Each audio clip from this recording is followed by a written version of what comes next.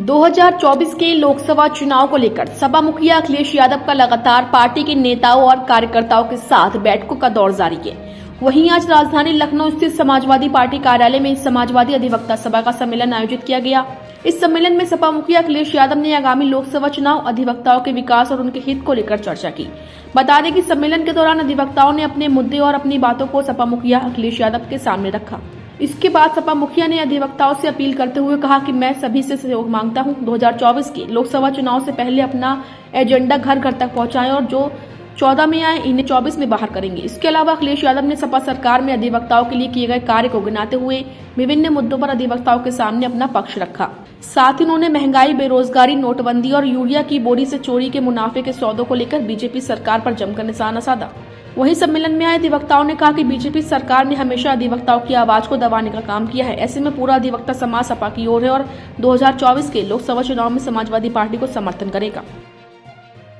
ये अधिवक्ता का हमारी जो भैया ने अखिलेश यादव जी ने मीटिंग ली है। ये पूरे उत्तर प्रदेश से, पूरे भारत से यहाँ अधिवक्ता समाज के इतने लोग, जितने बाहर थे अंदर थे उतने ही उससे भी ज़्यादा बाहर थे। मतलब आप ये ऐतिहासिक कार्यक्रम मान सकते हैं। और हम सब लोग ने ये निर्णय लिया कि राष्ट्रीय अध्यक्ष अखिलेश यादव जी को 2024 में हम लोग प्रधानमंत्री बना के रहेंगे। अधिवक्ताओं का जो वो है, जो इस सरकार में मान सम्मान खोया हुआ है, इसलिए अखिलेश यादव को लाकर हम लोग अधिवक्ताओं का मान सम्मान बरकरार रखना चाहते हैं। जो अधिवक्ताओं का हित है वो मात्र समाजवादी पार्टी में है, क्योंकि माननीय अखिलेश यादव युवा हृदय सम्राट हैं।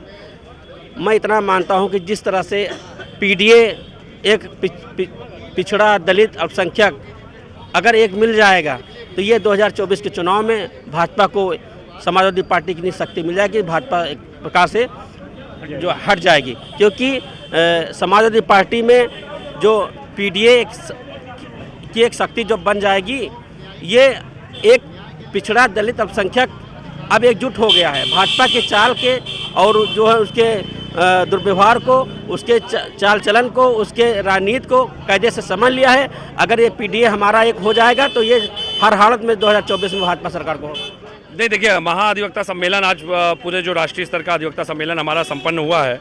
इस सम्मेलन का मुख्य उद्देश्य था 2024 की आगामी रणनीतियों के साथ अधिवक्ताओं के विकास और हितों की बातों को मजबूती से बुलंद करना। मौजूदा सरकार जो है वो न्यायपालिका से, अधिवक्ताओं से इतना डरती है कि वो चीफ जस्टिस को चुनाव आयुक्त की नियुक्ति में बैठने की जगह नहीं देना चाहती। उसका कारण है कि अगर चुनाव आयुक्त चीफ जस्टिस के मनोनयन के अनुसार आ गया तो वो निष्पक्ष होगा, और निष्पक्षता चूंकि न योगी जी पसंद करते हैं न मोदी जी पसंद करते हैं। यही कारण है कि आज तक उत्तर प्रदेश ये नहीं समझ पाया कि उसका मुख्यमंत्री कौन है। एक छापामार मुख्यमंत्री जो छापा मारते रहते हैं लेकिन उनकी कोई सुनता नहीं है। एक हमारे जो स्टूल मंत्री हैं वो दिल्ली तक दौड़ते हैं कि स्थायी स्टूल मिल जाए, स्थायी कुर्सी मिल जाए, लेकिन उनको स्टूल भी नसीब नहीं हो रहा है ढंग से। और एक हमारे मुख्यमंत्री हैं जो निर्देश तो देते हैं लेकिन अधिकारी उनकी सुनते ही नहीं है। तो मुझे लगता है कि उत्तर प्रदेश में मुख्यमंत्री कौन है पहले इसी को तय कर ले मीडिया। अधिवक्ता समाज समाजवादी पार्टी के साथ है, क्योंकि सबसे ज़्यादा शोषित और अगर पीड़ित कोई है तो अधिवक्ता समाज है। इस सरकार ने अधिवक्ताओं को कोविड में मरने के बाद उनके न परिवारों की सुध ली है न उनके घर वालों की सुध ली है। लेकिन राजनीतिक लक्ष्यों की जब बात आती है तब सरकार तुरंत खड़ी होकर के अपनी वाहवाही करने के लिए, छवि सुधार के लिए सरकारी नौकरियां भी देती है और मुआवजा भी देती है। लेकिन अधिवक्ता जो कि इस लोकतंत्र की रक्षा के लिए हमेशा निष्पक्षता से लड़ाई लड़ता है, उससे सरकार चाहती है कि वो पीड़ित रहे, ताकि वो अपनी कलम को जितना मजबूती से चला सकता है उतनी कमजोरी से इस्तेमाल न कर सके। सबसे बड़ी बात आपको समझनी पड़ेगी, त्रेता द्वापर में अगर राम और कृष्ण की बात होती है तो कलयुग में इस लोकतंत्र को, राष्ट्र को बचाने के लिए जो दैवीय अवतार है वो अधिवक्ता का अवतार है। और इसको कभी भी ये सरकार स्वीकार नहीं करना चाहती है, क्योंकि संविधान का सबसे बड़ा प्रणेता और सबसे बड़ा तपस्वी कोई कलयुग का है तो वो अधिवक्ता है, जो सालों साल तपस्या करने के बाद लोकतंत्र की रक्षा के लिए अपनी आहुति दे करके इस लोकतंत्र को बचाने का काम करता है।